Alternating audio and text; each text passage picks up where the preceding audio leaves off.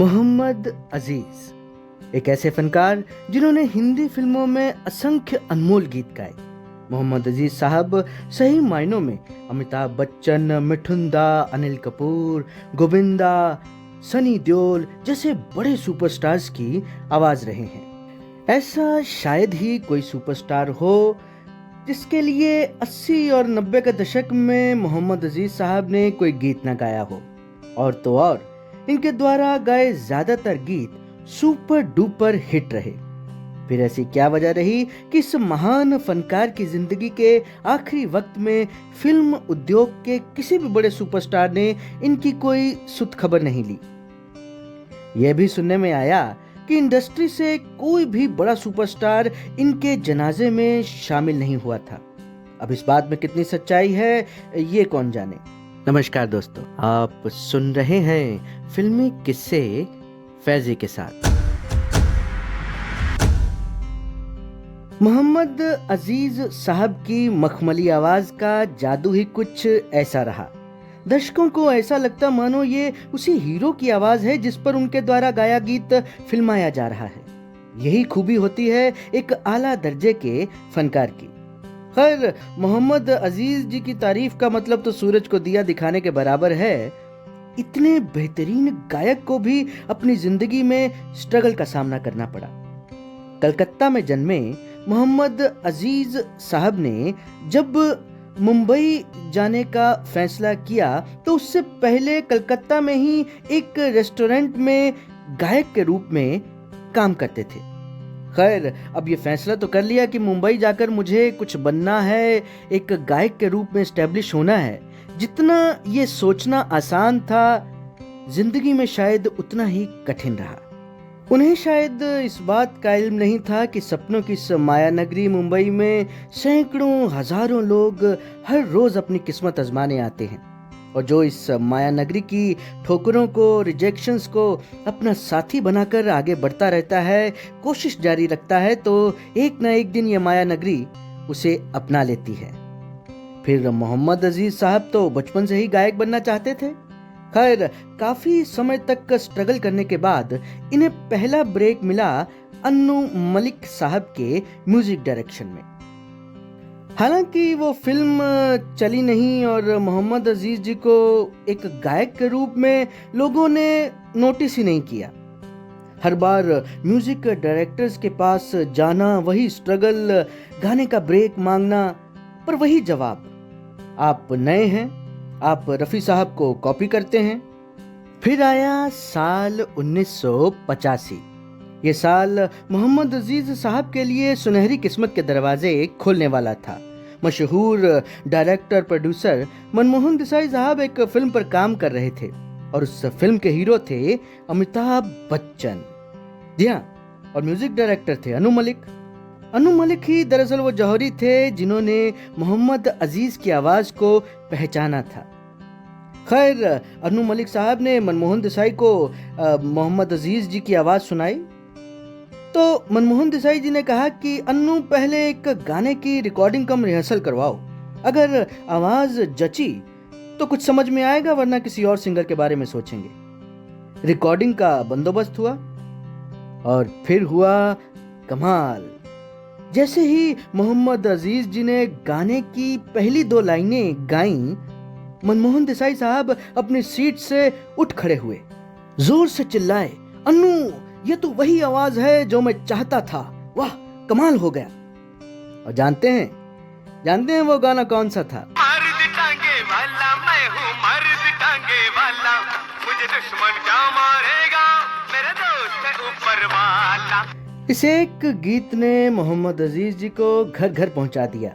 हर बच्चे, बड़े बूढ़े की जुबान पर उन दिनों एक ही गीत रहता, मर्द टांगे वाला मैं हूँ, मर्द टांगे वाला।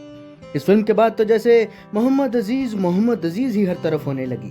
हर म्यूजिक डायरेक्टर की पहली पसंद बन गए मोहम्मद अजीज साहब।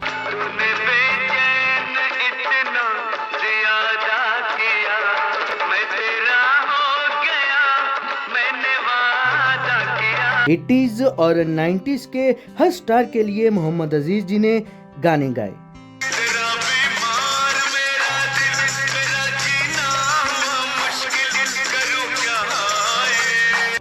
क्या राजेश खन्ना, क्या शशि कपूर, क्या अमिताभ बच्चन, क्या मिठुन दा, अनिल कपूर जी हो या गोविंदा, सनी देओल हो या ऋषि कपूर। तेरी बेवफाई का शिकवा करूं तो ये मेरी मोहब्बत की तौहीन होगी। मजे की बात ये भी दोस्तों रही कि मोहम्मद अजीज जी के गाए तकरीबन सभी गाने सुपर डुपर हिट रहे। कोई इक्का दुक्का ही गीत होगा जो चल न सका, अलबत्ता सभी के सभी यादगार आइकॉनिक गीत। दुनिया में कितना गम है, मेरा गम कितना कम है। जो आज भी 80s और 90s के संगीत प्रेमी श्रोता गुनगुनाते हैं। यहाँ मैं बताना जरूरी समझता हूँ कि मोहम्मद अजीज जी ने संगीत निर्देशक जोड़ी लक्ष्मीकांत प्यारेलाल जी के साथ भी कई बेहतरीन गीत गाए। लेकिन वो कहते हैं ना कि फिल्म इंडस्ट्री की यही रीत है, हर कलाकार का एक दौर आता है और जो धीरे धीरे खत्म हो जाता है। यही हुआ मोहम्मद अजीज जी के साथ। कहते हैं मोहम्मद अजीज जी और अन्नू मलिक साहब के बीच किसी गाने की रिकॉर्डिंग के दौरान कुछ कहा सुनी हो गई और दोनों ने एक दूसरे के साथ काम ना करने का फैसला कर लिया। हालांकि उस दौर में शब्बीर कुमार साहब भी बेहतर चल रहे थे। मोहम्मद अजीज जी से मनमुटाव के बाद अन्नू मलिक ने भी एक नई आवाज, नई गायक की खोज करनी शुरू कर दी। इसी दौरान संगीत इंडस्ट्री में कुछ नए संगीतकार भी कदम रख चुके थे, जैसे कि नदीम श्रवण की जोड़ी, जतिन ललित और भी बहुत से। और इन सब की पसंद बनी कुछ नई आवाजें, और वो बाकमाल आवाजें थीं कुमार शानू, उदित नारायण, सोनू निगम जैसे आला दर्जे के फनकारों की, जिन्होंने संगीत के ट्रेंड को बदल कर रख दिया। अब हाई पिच पर यानी कि ऊंचे सुर में गाने की जगह सॉफ्ट मेलोडी सॉन्ग्स का ट्रेंड चल पड़ा। श्रोता भी इन गायकों को हाथों हाथ लेने लगे और देखते ही देखते म्यूजिक इंडस्ट्री में इन गायकों का मानो कब्जा सा हो गया। हर म्यूजिक डायरेक्टर की पहली पसंद यही गायक बन गए। और मोहम्मद अजीज जैसे नामचीन गायक को अब इंडस्ट्री में काम मिलना मानो बंद सा हो गया। हालांकि स्टेज शो और स्टार नाइट्स जैसे ओवरसीज प्रोग्राम या टूर की वजह से रोजी रोटी तो बेहतर चल रही थी, अच्छी आमदनी भी थी, पर शायद उनके मन में वो टीस जरूर थी कि अब उन्हें कोई अपनी फिल्म में एज ए प्लेबैक सिंगर गवाना नहीं चाहता। पियो तो गंगा जल है ये, हम अगर पिए तो है शराब, पानी जैसा है हमारा खून और तुम्हारा खून है गुलाब। और ये टीस, ये अफसोस आखिरी समय तक मोहम्मद अजीज साहब के दिलो दिमाग पर छाया रहा कि जिस इंडस्ट्री पे मैंने लगभग राज किया है, उस इंडस्ट्री ने आज मुझसे मुंह सा फेर लिया। हालांकि मैं आज भी ये बात बहुत गर्व से कहना चाहूँगा कि मोहम्मद अजीज साहब के गाए गीतों के प्रशंसक आज 2025 की तारीख में भी लाखों में होंगे। 27 नवंबर 2018 का वो मनहूस दिन, जिस दिन मोहम्मद अजीज साहब अपने लाखों करोड़ों प्रशंसकों को अलविदा कहते हैं। मुंबई एयरपोर्ट पर ही उनकी तबीयत बिगड़ी और अस्पताल में इलाज के दौरान हार्ट अटैक आने की वजह से उनकी मृत्यु हुई। जिन सुपरस्टार्स के लिए कई यादगार अनमोल सुपरहिट गीत गाए, जिन गीतों ने उन अभिनेताओं को घर घर पहचान दी, वे सुपरस्टार्स अपनी लाइफ में इतने बिजी रहे कि किसी ने भी मोहम्मद अजीज जी के जनाजे में जाने की जहमत नहीं उठाई।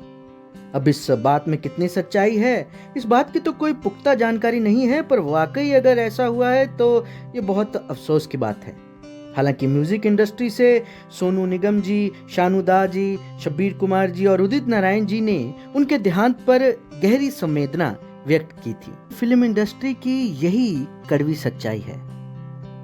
चढ़ते सूरज को हर कोई सलाम करता है यहाँ, और ढलते सूरज को कोई पूछने वाला नहीं। हर कलाकार का एक दौर आता है और जब उसका दौर आता है तो हर कोई उसके साथ खड़ा होता है। और जब उसका दौर चला जाता है, जब उसका सूरज ढलता है, तो कोई भी उसके साथ खड़ा होना या उसकी बात करना पसंद नहीं करता। खैर, मोहम्मद अजीज जैसी अनमोल आवाज आज भी लाखों करोड़ों श्रोताओं के मन में बसी हुई है उनके गीतों के जरिए। हमारे चैनल फिल्मी किस्से फैजी के साथ की पूरी टीम की तरफ से मोहम्मद अजीज साहब को एक भावभीनी श्रद्धांजलि। आज की वीडियो में इतना ही। वीडियो पसंद आए तो इसे लाइक करें, शेयर करें और हमारे चैनल को सब्सक्राइब जरूर करें। आप सुन रहे हैं फिल्मी किस्से फैजी के साथ। धन्यवाद। शब बखैर।